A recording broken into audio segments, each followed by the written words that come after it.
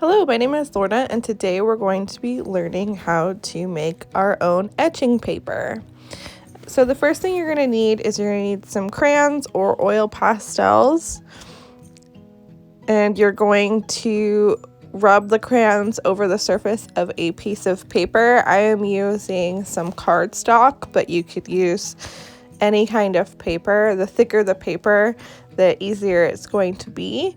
If you are using thin copy paper, I suggest taping it down because we're going to be adding paint on top of it. And if you don't tape down thin copy paper, it will warp on you if it's not taped down. You can use it, just make sure you tape down the edges. So I'm just going over with a layer. I'm doing kind of a gradient here. So I'm going to use my light pink and fade into dark pink, and then maybe some blues. And I'm putting a good amount of the crayon on there. My crayons are a little bit waxy, but that's okay. You won't be able to really tell after you've scratched off the surface. I'm just making sure that I have a good amount and I'm covering from edge to edge because I don't want any of my areas to be white. If you do want some of your areas to be white, just skip over those. I have my piece of paper taped down, that's why you see a little bit of a square kind of in the center. I'm doing that so that while I'm coloring, it's not moving around on me. It's not necessary to do. It won't show in the final product either, so don't worry too much about it. So I'm just blending over my blue over into the purple a bit, and I'm going to go through and blend all of my colors at the end and just make sure I have a nice flow between colors.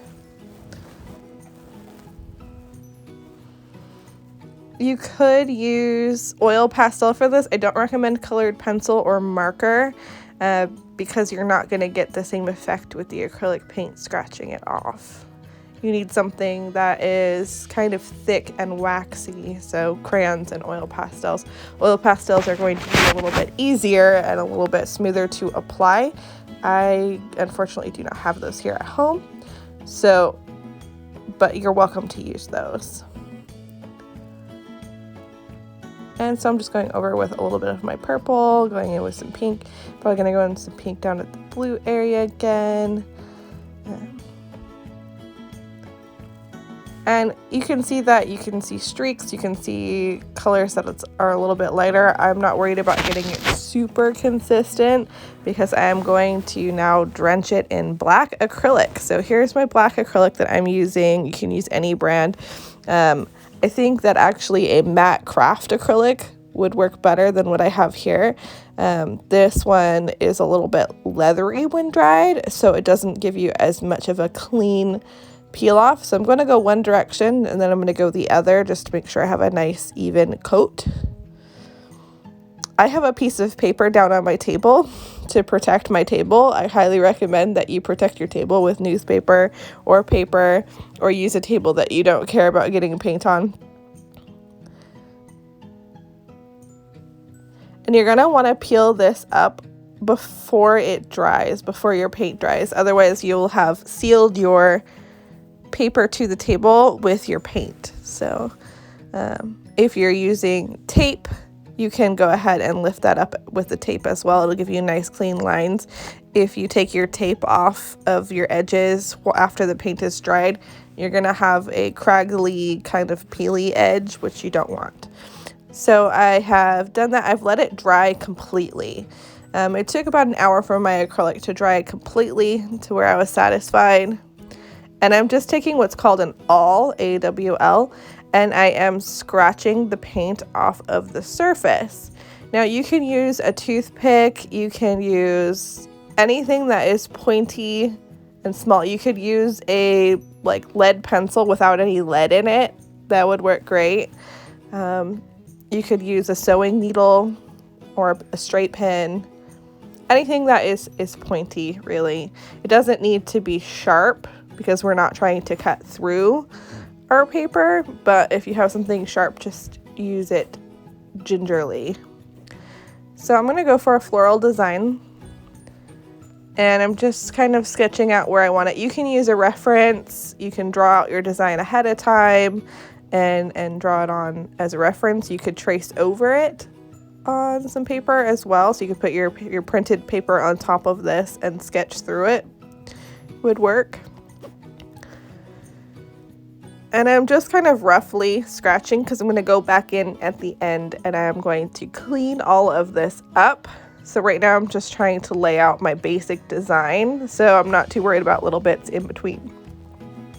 Like I said, this paint is a little bit leathery, so it is flaking off in some areas. I have done this with black craft paint. It does work a lot better. You can mattify your black acrylic by adding a little bit of cornstarch to it, and that actually works. You could thin this paint out as well and do a thinner layer, which would also help because this is heavy body acrylic. So as you can see, my gradient is coming through. It's pink at the bottom and blue at the top. So the way that you put on your crayons or your pastels is important, because if you have a design ahead of time, you can kind of plan for where you want your colors to be. You could even plan as far as shading goes. You could draw out your design, color it, and then sketch on top of it as well, so that you get some really nice colors. I just went for a rainbowy effect here. Nothing too complicated. This would be a great craft to do with the kids. I used to be a preschool teacher, and we used to do these scratch cards, these etching cards for the kids, and they absolutely love them. They love seeing the colors come through. It's a great color theory activity to do. I've also seen these in really high-end fine art applications where they do, like I was saying, and they do heavy shadowing and planning beforehand, then paint it. Usually they use India inks instead of acrylic, and it just is stunning. It's absolutely stunning. But it takes a lot of practice to do.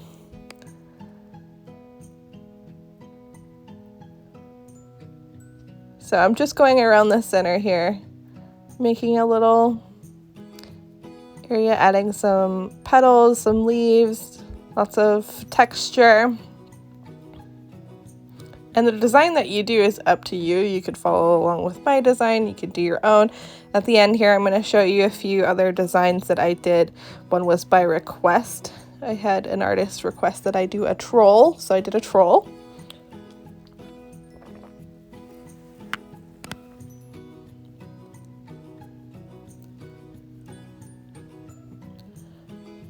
And I really want more of this pink to show through, because I feel like I have a lot of heavy blue at the top and it's just kind of really thin towards the bottom.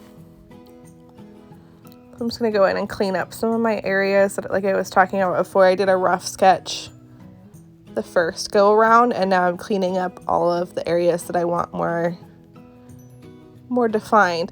And this is a great way that you could add texture too, is wherever you leave black, it will stay black. So if I wanted little black lines in the beginning or in the center, I could have left those.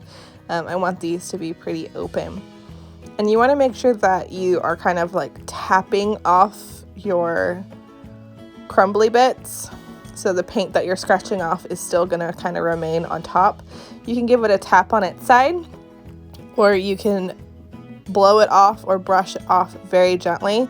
You don't want to do it hard, like push down hard, because you could rip up some of your under layer. So I'm just adding in some grass because, again, I want that pink to come back in. Kind of giving it a little bit more complete of a design, like this wildflower is hanging out in some little grass. I'm imagining that this is like wheat or something, or maybe it's some lavender, something with that shape. And if you were to do a scene where this could be the sky up here, you could do green grass down below. You could do a little red farmhouse if you really plan that out.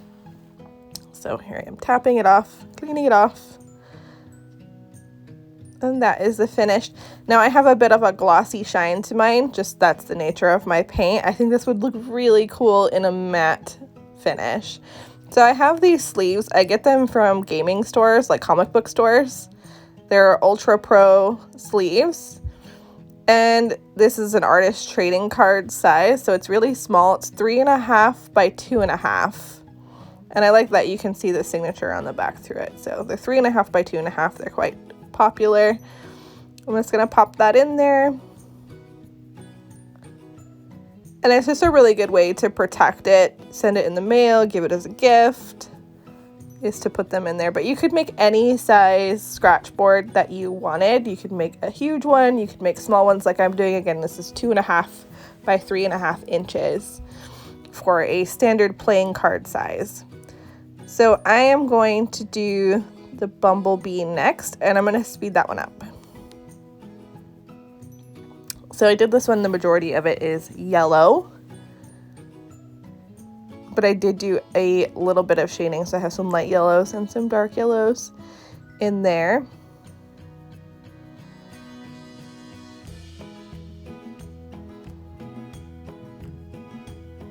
And then this is the troll that was requested. I hope you enjoyed this video and that you make your very own scratch cards. The possibilities are endless. Thanks for stopping by. Please like and subscribe for more videos.